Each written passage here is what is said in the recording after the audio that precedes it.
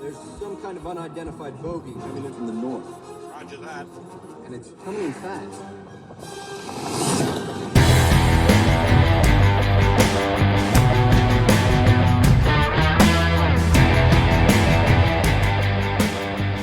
Hey y'all, welcome back to the channel. We are talking Golden Age comic books, specifically from my grandfather's collection.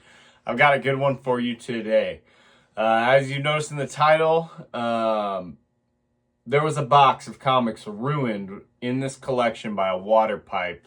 I saved this collection from a basement, but this water pipe unfortunately had already taken one box. I know what was in that box, so it's very unfortunate. There were some very big books in that box, some very nice books, yeah, I don't know. I wish you wouldn't have thrown it out, but in frustration, my grandfather loved these comics.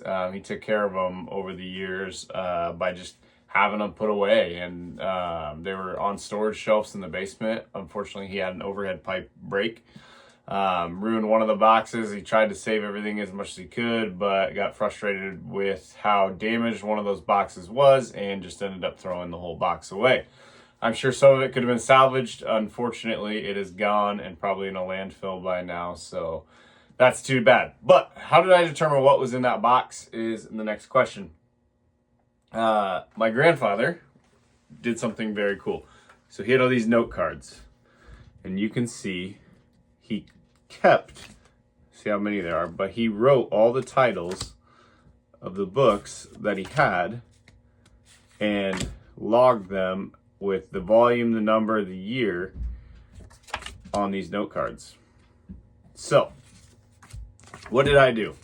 I went through all of these note cards and I did some homework. You know, like all these Rocky Lanes, they're all here. Terry and the Pirates #1, it's here. Let's just pick from some of this here. I don't know. Pick whatever. Cisco Kids, those are here. Ventures into Terror, those are all here. So on and so forth, right? So I went through this whole stack and found, out of the 700 comic books, I found all but the ones on these cards, which leads me to believe that these cards were the brunt of that damaged box from the water pipe. He never sold any books. He never got rid of any books. So the only thing that explains where these books went were they were in that banker's box that got tossed out from the water damage. So I don't want this video to be boring, so I'm going to show one comic book, and then we're going to talk about the damaged ones. I believe this one potentially was in that box, and he saved it or something. I don't know. He doesn't remember the scenario really well, other than the pipe broke. He got really frustrated. He threw out one box. So the book I'm going to show you is Batman number 35. So you can see this book has damage. The cover is completely detached and it is missing the back cover. It's a key issue, I believe. I don't know what. I didn't put my notes on the back here for this one, but it's number 35. Pretty old book, really cool. My grandfather actually wrote his name up here on the top, so it's pretty neat to have. You know, I'm sure, I don't know what the grade would be with missing the back cover. The only reason I would care to grade this is just to preserve it so that it doesn't get any worse, you know. Plus it will look really cool in the collection. But it says, no, Batman, your left fist. I've already written it that way. So he's got a writer here writing a story about what he's doing. So kind of cool cover. Really neat. So if you haven't guessed, though, I showed this book because out of the entire collection, some of the most valuable books are missing, and I believe they were in that box, unfortunately. And those are all the Batman books. This is the only actual Batman book left in the collection, not including Detective Comics or anything like that, but specifically Batman titled. So here's the card. None of these books were found, which is very unfortunate.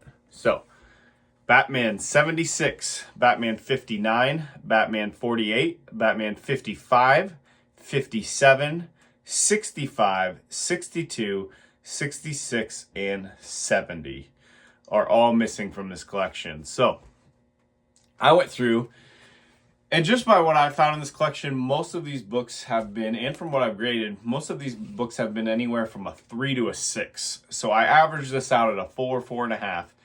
And I determined that this card alone, that box that was missing, just with the Batmans, not these other ones that were in there, was over a $10,000 box that got damaged by that water pipe. So super bummed about that. I mean, I can't complain. I have 700 of his Golden Age books here that survived. But man, I wish I would have caught that a little sooner. This happened like a year ago. So I literally just missed saving these before that water pipe burst. So that's unfortunate, but I'm glad that now these are out of his basement, and I have them protected and sleeved. None of these books were bagged and boarded. They were all protected in boxes, but they weren't in any sort of sleeves. So now they all are bagged and boarded, thankfully. And as you've seen, if you've been following along, there's some pretty cool ones here. So yeah, out of the 700 Golden Age books, I think he probably had closer to 1,000 in the collection, and that's just speculation from what I found from these note cards. So all the Batman books, almost $10,000 worth, gone. And that's barring they were, average grades. Some of them could have been higher, could have been huge. When it comes to those old Batmans like that, even a half a point on the grade can mean thousands of dollars, which is just crazy. So I thought I'd share that with you, kind of a wild story that he shared with me. And I think part of the reason why he wanted me to take the collection, because he knew I would protect them. And he's kind of at the age now where it's not even easy for him to get down into his basement. So yeah, that's kind of how I acquired all these books. But unfortunately, some of the other books that are not here are all pre-code horror books. I'm going to show you these. I did not look up any of the values. Maybe you guys will see one that's like a massive book or something, which it doesn't matter because I don't have these. But yeah, so out of the ones that we missed, 1, 2, 3, 4, 5, 6 note cards that I found out of the giant pile of his note cards that are missing. So I already showed you the Batman. I'm just going to show them up close here. Vault of Horror. This is number 28, number 33, and number 19. Also not in the collection. Terrors of the Jungle, number 19. Crypt of Terrors, number 18. Haunt of Fear, number 12, 14, and 21. And Tales from the Crypt, number 33 and 35. So those are the books that are gone, and those are the books that I feel like are probably in a landfill due to that water damage. So, yeah, that's it. One Batman left, and I'm happy to have it. I'm glad I saved it.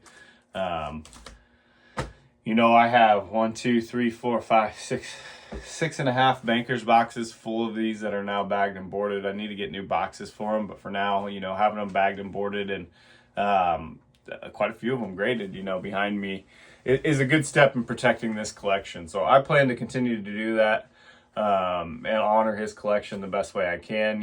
One conversation him and I had was that I could turn the collection into my own collection. So yes, I will be trading, I will be selling, I will be doing some deals with some of these, but not for the reason of just having the money from it. I'll be keeping books, along these lines.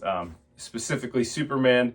I really want to get some of those low numbered Supermans. So if that means that I'm grading and selling some of these really old Westerns that are pretty valuable, and then I sell 10 of those and I buy a Grail for my wall, or I trade for one, that's kind of the path I'll take. I really would like to, kind of, what am I trying to say here? Not shrink the collection. I want to keep a lot of books. Like this book, I'm not going to let this one go anywhere. He wrote his name on the top of it. It's the only Batman one in the collection. It's not highly valuable since it's missing the back cover. It means more to me than money would for a book like this, So those things I do think about, and I am going to think about moving forward. But, you know, like there are some books here that I pulled out that have some value, and I'd rather just trade them. Pre-cord horror books like Adventures to Terror, Marvel Tales, Strange Tales, Suspense, This Web of Evil, like those, they're really cool, and I think super collectible, and somebody would love to have them in their collection. So I'll probably trade those for a one bigger Superman book, or Action Comics, or Detective Comics, or something along those lines. So if you know anyone that wants pre-code horror or whatever, I would be happy to trade these 5 books off for a bigger DC or Marvel type book. So anyways, that's what I have going on. That's just a fun story about my grandfather, and not really fun. I don't know if you consider it fun. It's kind of painful every time I think about it, but